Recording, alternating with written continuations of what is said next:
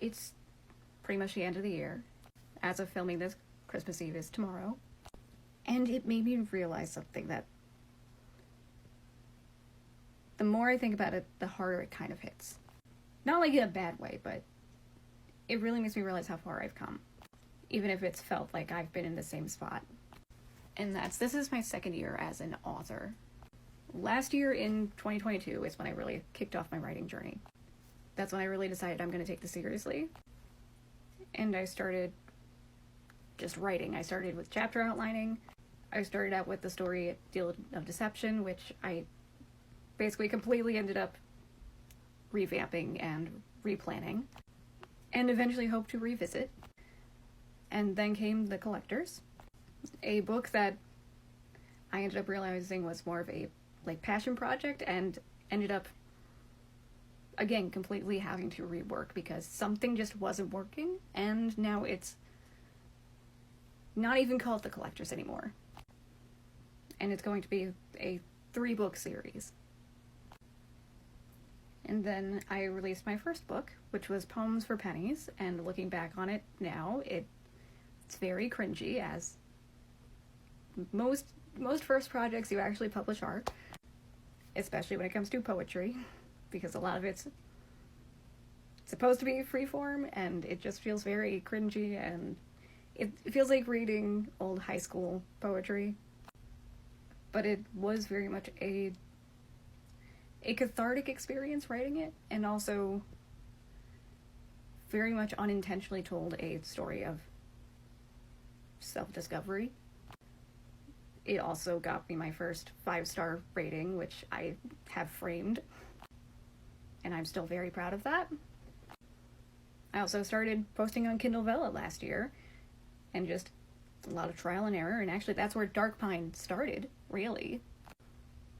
Like, short story compilation-wise, that's where it truly started. And I got a 3-star review on there that gave some very helpful criticism and critique, and I took that into, well, what eventually became the book. And then fast forward to this year, I released Dark Pine. I'm already working on the things for the hardcover release for next year. Like, Stray Kids pictures aside, like, that this whole, like, little snippet of shelf here, that wasn't all my books originally, and now it is. Whether it's projects that didn't go anywhere, or literally proof copies and an author copy. Like, this may not have sold as well as I was hoping, but the fact that people have purchased it and hopefully enjoyed it, that's partly what gave me the confidence to be like, okay, I'll start putting together stuff for a hardcover edition.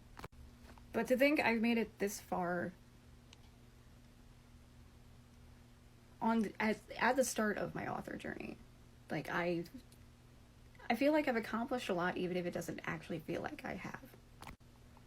Because granted, I'm not really doing this to become famous. I always view pursuing the things I enjoy as just that, pursuing the things I enjoy and sharing it with others who hopefully enjoy it too.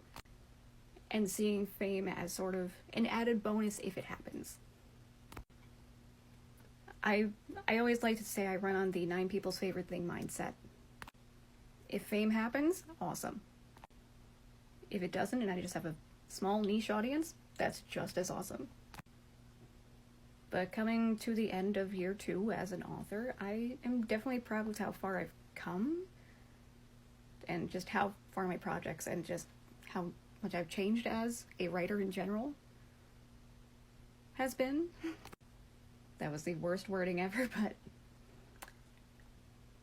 while I may not be where I was hoping to be, at the same time, I am very proud of how far I've come as far as this author journey and this writing journey, well, goes. So yeah, fingers crossed that 2024 brings even more progress and hopefully more sales, so I can share my stories more, well, with more people. Because I am very much an indie author. I am looking into different publishers that will accept non-agented submissions, so there's a potential for somewhat traditional publishing somewhere in the future, but for now I am still very much a one-woman team. A one-woman show, if you will. I make my own covers. I format, edit, illustrate, do all that stuff myself for these books. I quite literally put my heart and soul into these things. But yeah, no. Year 2 as an author, I'm very proud of myself. And hopefully I can only grow and get better from here. Also, I mean, if you want to get a copy of this before I finish working on the hardcover, Dark Pine Tales of Terror is available on Amazon. You can also order it on Barnes & Noble. I don't think it's available in stores, but you might be able to order it in store. Still not sure about that. Haven't tried. And if Amazon and Barnes & Noble aren't your thing, for whatever reason, which is totally fine, I believe it's also available, I think it was Better World Books and on Thrift Books. It is a collection of 6 scary stories with a very sort of Twilight Zone meets Are You Afraid of the Dark vibe, and yeah. I think I'm just going to end the video here before I ramble any further.